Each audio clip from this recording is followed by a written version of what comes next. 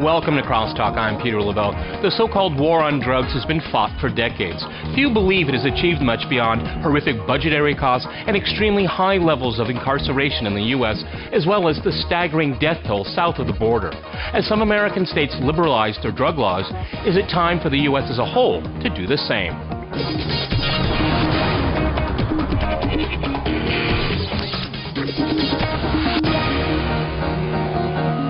To CrossTalk the War on Drugs, I'm joined by Peter Hackham in Washington. He's President Emeritus and a Senior Fellow at the Inter-American Dialogue. And in Boston, we have Kevin Sabet. He is Director of the Drug Policy Institute at the University of Florida and a former White House Senior Advisor on Drug Policy. All right, gentlemen, CrossTalk rules in effect. That means you can jump in anytime you want. Kevin, I'd like to go to you. I mean, let's talk about Colorado. Let's talk about Washington. Yeah. I mean, the perception outside of the United States is that the United States is legalizing at home, but continuing the war on drugs in Mexico. So how do you square the circle?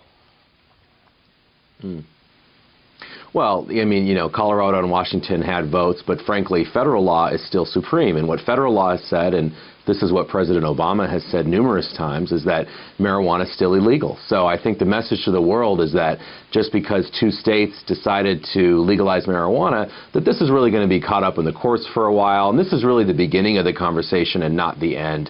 You know, unfortunately, voters were sold a false choice between prohibition on one side and super enforcement criminalization and legalization on the other side.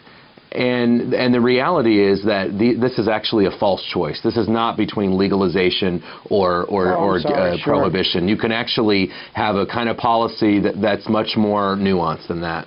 Okay, Peter, in Washington, what do you think about what the people in Colorado and Washington have done recently in the last election?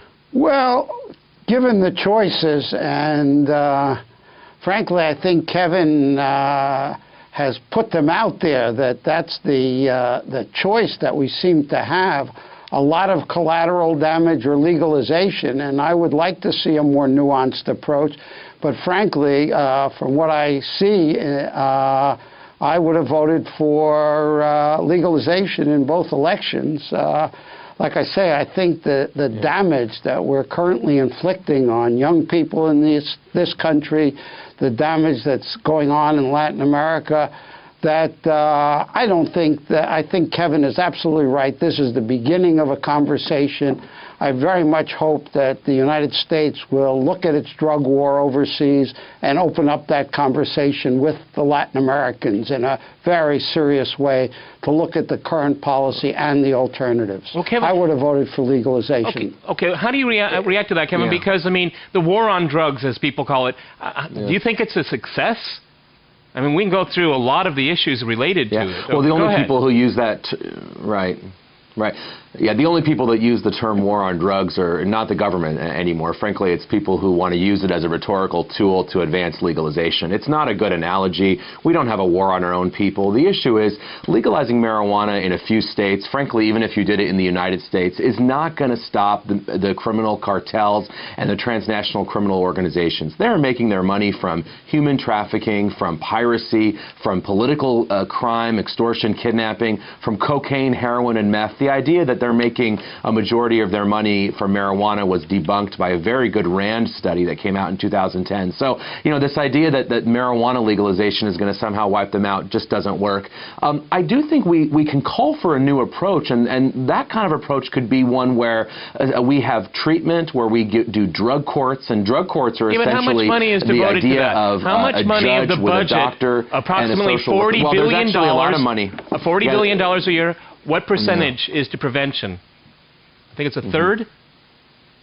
Less? Well, prevention and treatment I think prevention and treatment are close to 40%. But remember, it costs a lot more money to buy an Apache helicopter than it does to fund a drug court. So you have to be also careful when you do that kind of, you know, supply versus demand. No doubt about it, we need more money in prevention and treatment. But legalizing a drug, because we already have legal alcohol and tobacco, what has been the result of that? Well, we get taxes from it. It's sold. There are age limits. But what has been the result is that for every dollar in taxes, the United States receives from legal alcohol or tobacco, it costs us $10 in social costs. So we don't need to legalize something to make it, to control it. We can actually keep it illegal so that we don't have big industry promoting it to kids. But at the same time, we also don't need to throw everybody in jail for small amounts of use. So I don't live in this world where it's black or white, you know, we go to jail or it's legal. We can do better than that.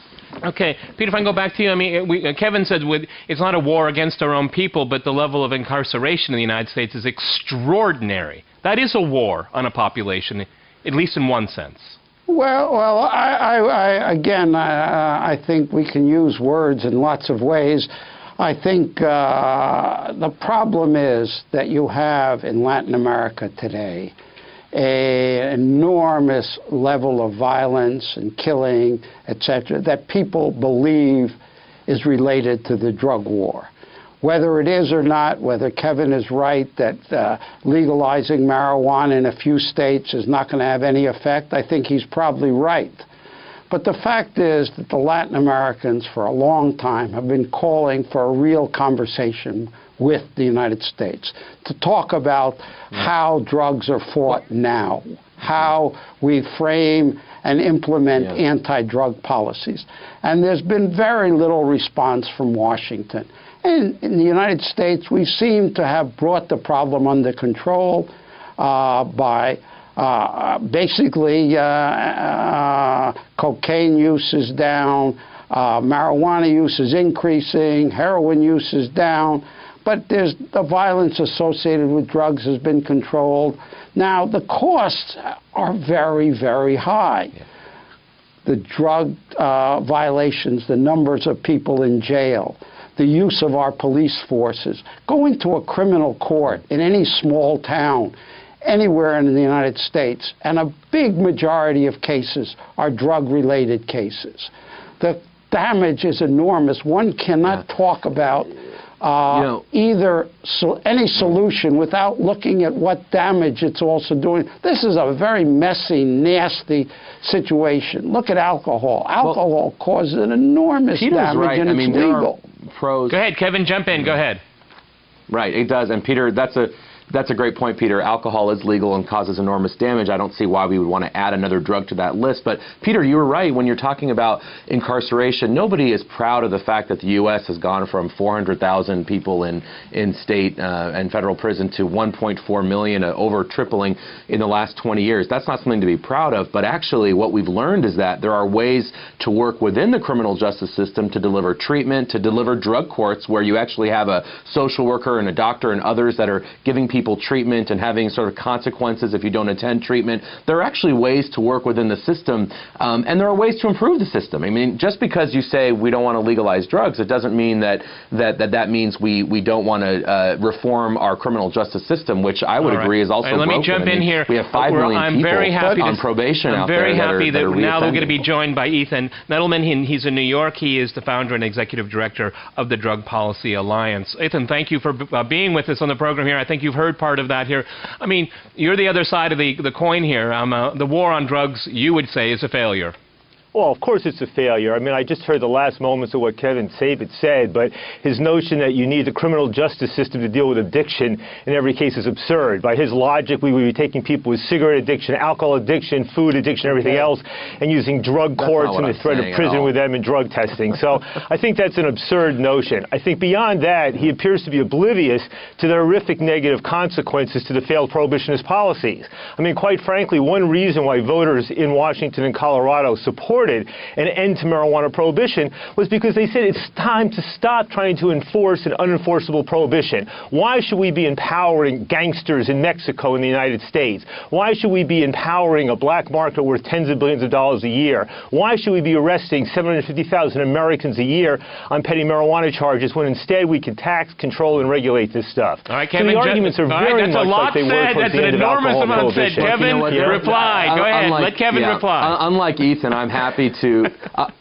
unlike Ethan, I'm happy to say that there are pros and cons of every policy. But the idea that gangsters are empowered by people smoking well, that's not true, Kevin. I'm happy to say there are pros and cons of every policy as well. So that's a distortion right there. The issue is, I do think that we can actually keep it straight, keep it honest. Fine. Look, we need to acknowledge that there are pros and cons of every drug policy. Frankly, we do need a new approach in a lot of this. I think in Latin America, and Peter brought this up earlier, was a very good observation. We need to look at things like how to train police better, how to work with the justice system, the health system, the education system. The idea that we need to legalize drugs in order to help with corruption and security and health and education in Latin America is totally absurd. Let's work on those individual issues. Kevin, can I just jump in a second? Let Peter in Washington jump in. You start this is off. CrossTalk. Peter, Let Peter go in Washington. You touch every single time. Go ahead, Peter in Washington. Go ahead.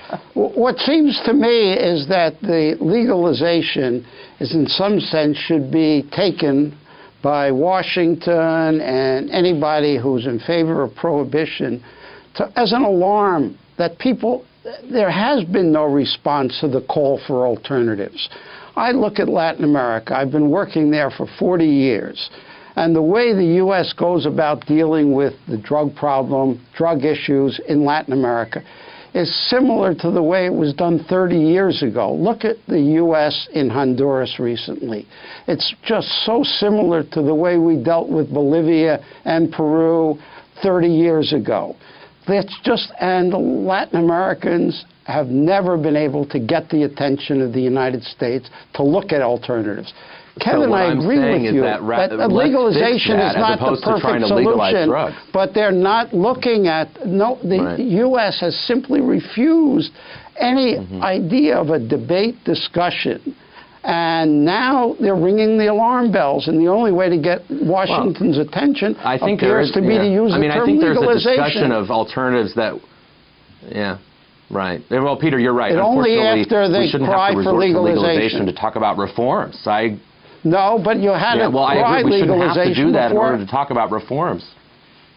I agree. So, the issue is the Organization let's be clear. The reason why you have presidents in Latin America. All right, gentlemen, I'm going to jump in. We're going to go to a short break, and after that short break, we'll continue our discussion on legalization of drugs. Stay with RT.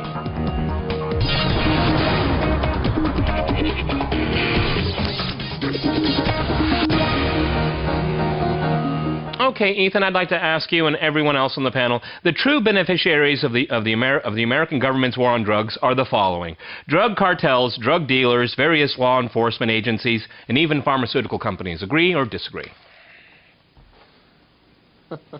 I think that's basically right.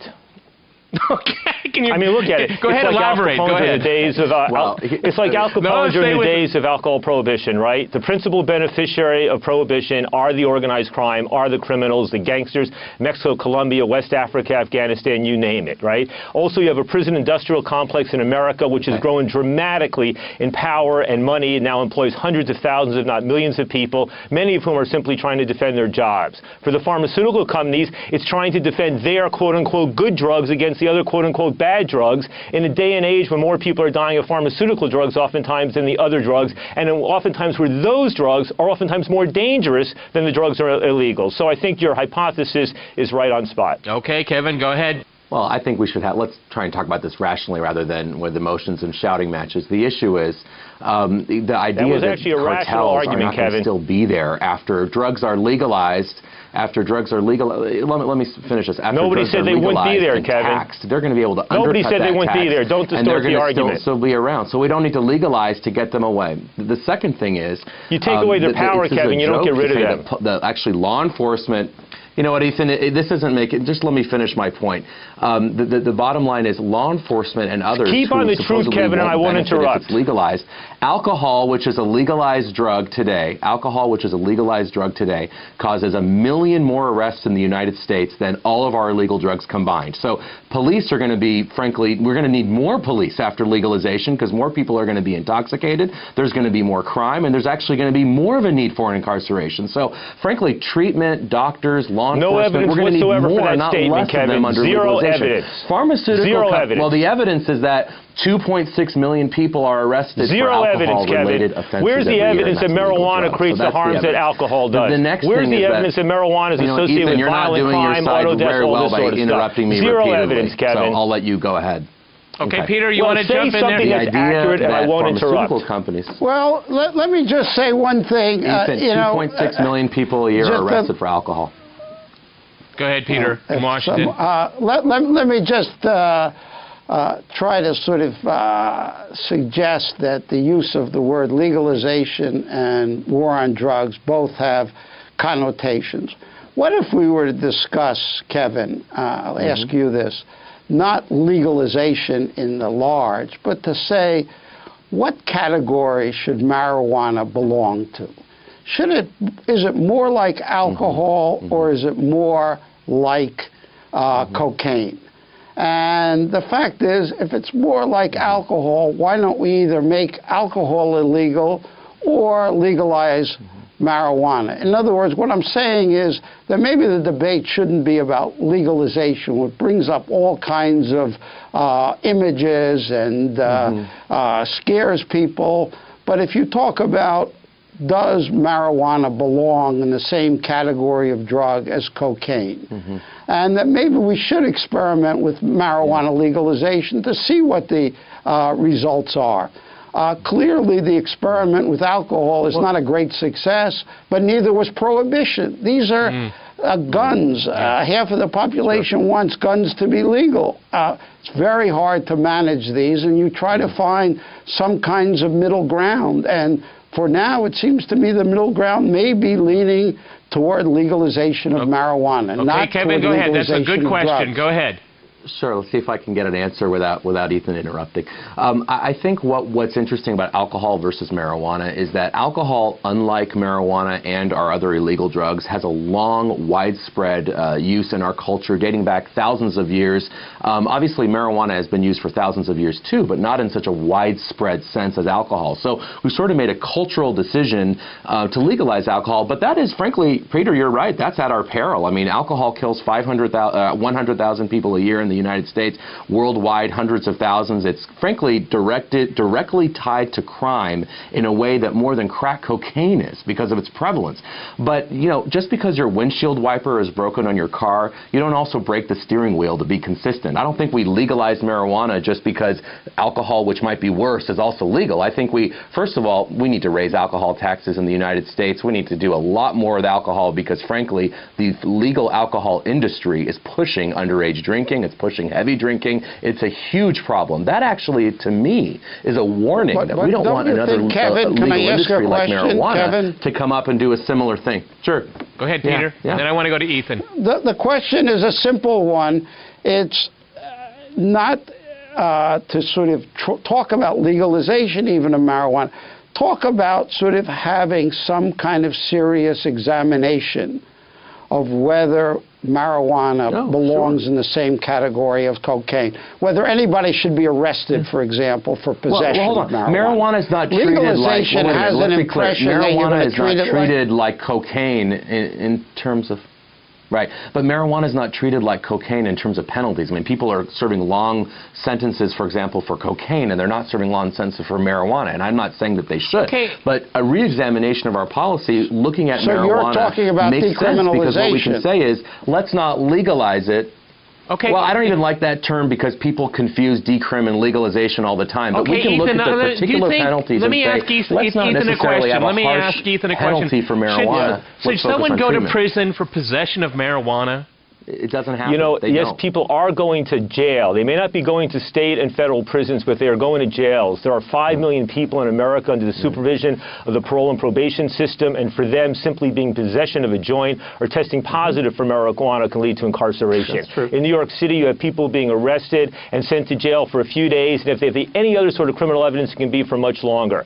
I want to say, I agree with virtually, the reason I didn't interrupt Kevin before, because what he was saying about alcohol policy, I largely agreed with. I think the key point also is that the argument is not to legalize marijuana because we've legalized alcohol. The point is, and to Peter Hakim, I would say, we can't really put this conversation aside because now the country is evenly split on the issue of legalizing marijuana like alcohol. Washington and Colorado voters just said 55 to 45 in the last election. Other states are going to do the same. And we have to take certain risks and certain opportunities to move in a new direction. Is there a risk to legalizing marijuana? Might more people use it? Yes, that is a risk. But the potential benefit in terms of reducing a black market that adds up to tens of billions of dollars a year, the potential benefit of taxing and regulating this and allowing police to focus on real crime, we need to move in that direction. Kevin, go ahead. Jump in.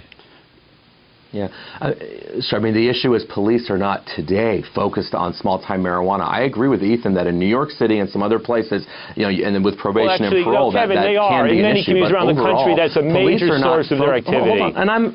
And I'm not disagreeing with that part of it. Sure, I'm not disagreeing with a lot of what you said, Ethan. Let me finish. You just said the opposite, Kevin. The police in many communities in America spend an enormous amount of time, millions of man-hours arresting people for marijuana. So what I'm saying is, it's not as if this is just a traffic ticket in America. You keep saying arresting people for marijuana is like a traffic ticket. There are it's flat other crimes out false involved in most with places marijuana. in this country. It's not people walking around with joints in their pockets that are being targeted. So hold on.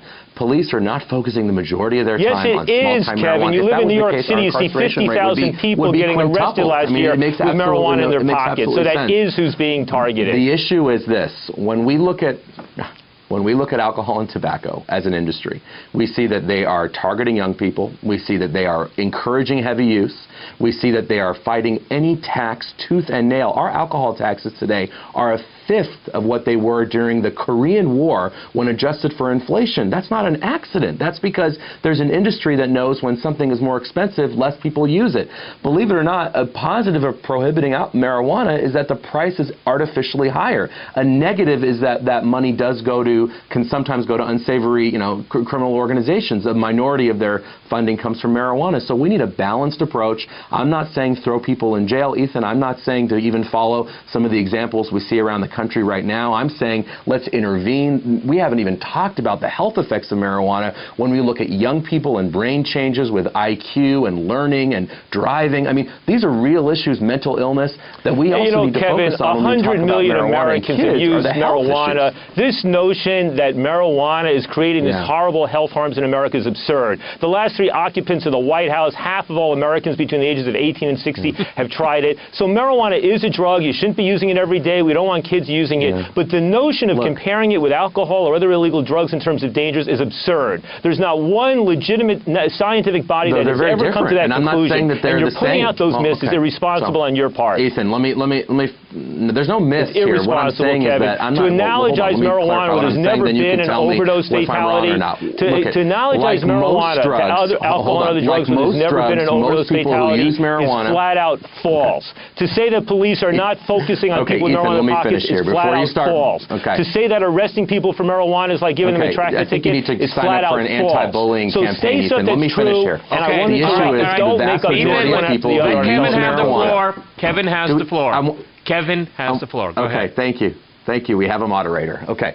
The issue is most people who use any drugs don't get in trouble with it, whether it's cocaine, heroin, cigarettes, or marijuana. The chances of addiction for marijuana are lower than alcohol or cigarettes. I'm not saying that that's not the case. 1 in 6 kids who use marijuana but when they're as adolescents will have an addiction. That's not a majority, but I think that's plenty to worry about. When the British Medical Journal says that your car crash risk if you're intoxicated on marijuana is doubled, that's also an issue. Right, I want to give Peter in Washington the last word. I want to give Peter in Washington the last word. Should the government be regulating people's vices? Depends what those vices are. Certainly, is rape a vice? I mean, sure, the government should be regulating vices. What else is the government going to be regulating? Virtues? No, I think that the question is the one Ethan raised, that half of the country is now. I'm sorry, gentlemen, we've run out of time. I wish you could have answered the question. Many thanks today to my guests in Boston, Washington, and in New York. And thanks to our viewers for watching us here at RT. See you next time, and remember, CrossTalk rules.